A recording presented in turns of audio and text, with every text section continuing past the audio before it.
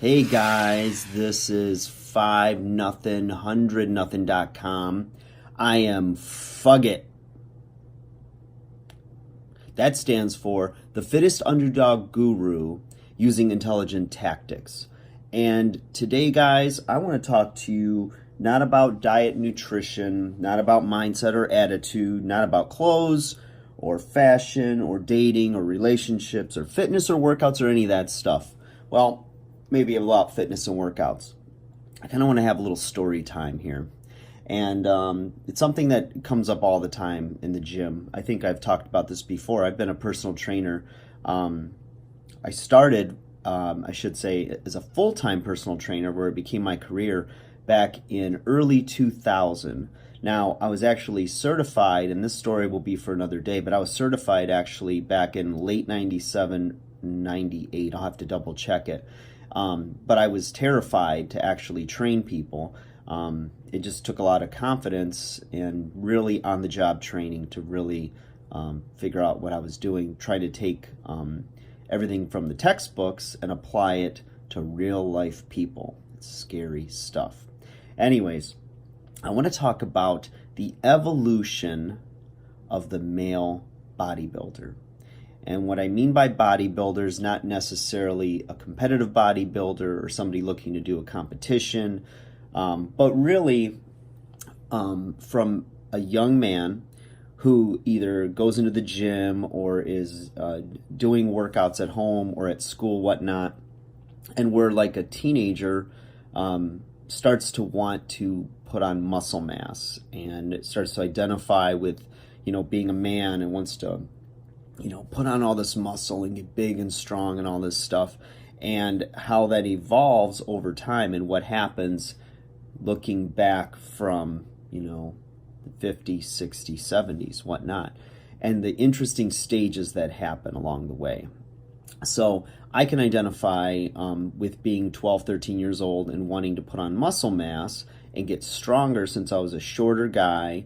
And I remember my first weightlifting class, me and this kid Joe were the shortest guys in the class, and these other bigger kids were using all this weight and putting plate after plate on barbells for bench press, squats, what have you. And me and poor little Joe, we had the 45-pound Olympic bar, and we had 2.5 on a 2.5 on each side, so that made it 50 pounds, and we were spotting each other to try to press that. And so we were the weakest guys in the class, and it was just embarrassing. And I just had this fire that started in my early teens to want to grow, get big, get strong, and be as strong as these other guys. Plus I played baseball, so I wanted to be strong for baseball and make my mark there and be a power hitter and all this other stuff. So I think like a lot of young men, you pick up weights and you start to compare yourself to your classmates and your friends and what have you, and you want to put up the biggest bench press or be a good squatter or whatever it is.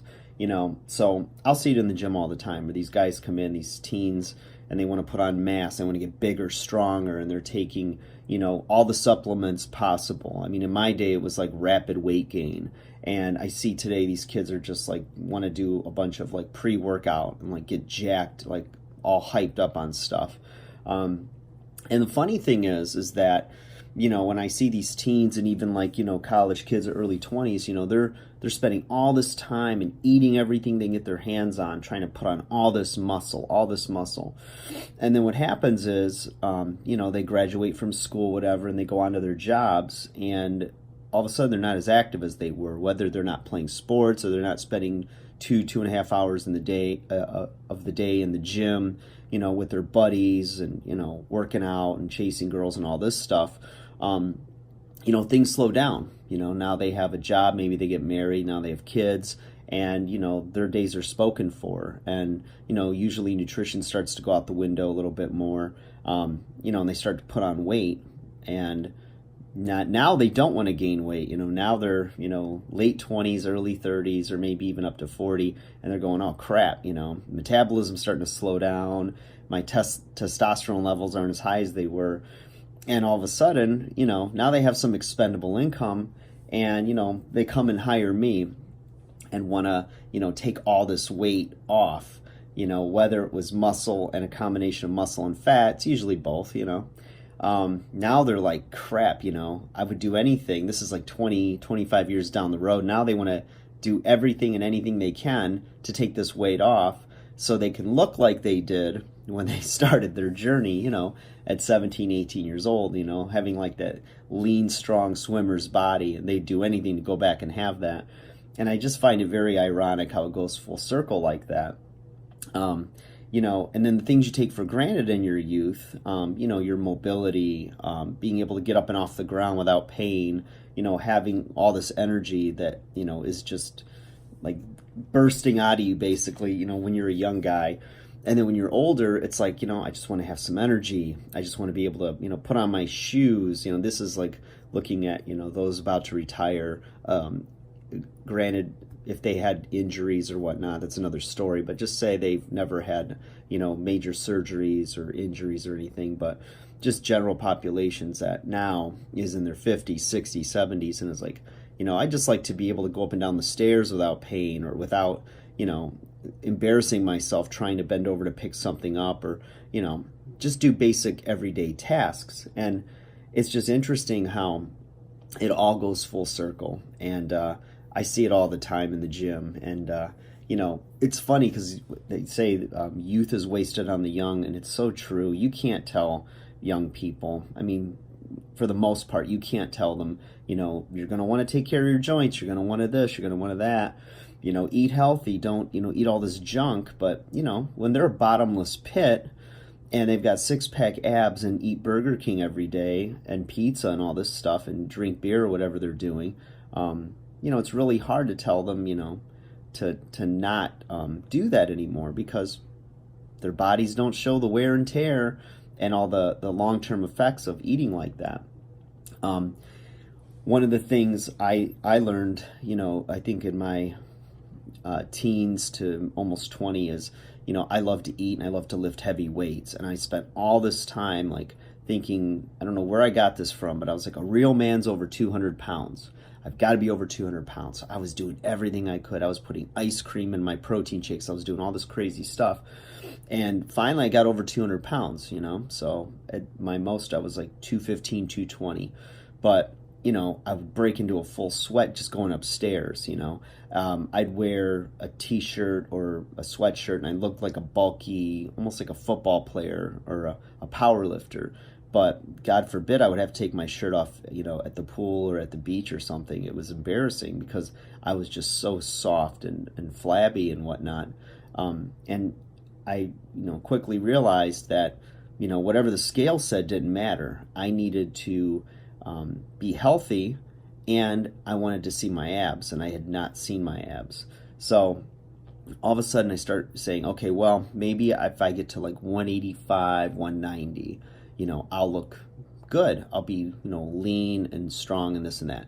So I get down to like 185, 190, and I look and I'm like, not yet, got to go a little further than this. So take off another 5 pounds and then another 5. And then, by the time I got to about 160, I was pretty lean. I was in the not in the single digits of body fat, but probably, somewhere between 12 and 15% body fat, somewhere in there. But at some point, it was probably when I went under 170, I just went, who the hell cares what the scale says, I just want to look my best, and I didn't want to look skinny or anything. But the thing is that when you're eating healthy, we make this too complex, I think. Eating a variety of fruits and vegetables, eating lean proteins, now we know, but back in my day, we didn't have that, that knowledge really, or wasn't really, part of, I guess, like weightlifting culture, but, getting in healthy fats, things like that. And all of a sudden your body will find its like natural good weight. If you're lifting weights, you're doing something for heart health, some kind of a endurance or a sport or something that's active that gets your heart rate up, and you're doing those things, your body's going to find a healthy, lean look just by putting the work in, just by watching what you're eating and disciplining yourself.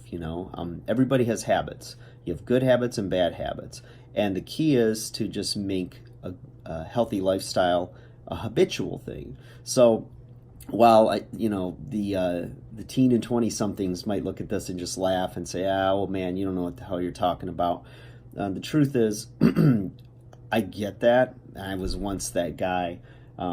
So it's just kind of ironic. So some of you older guys will watch this and get a kick out of it and totally identify with it.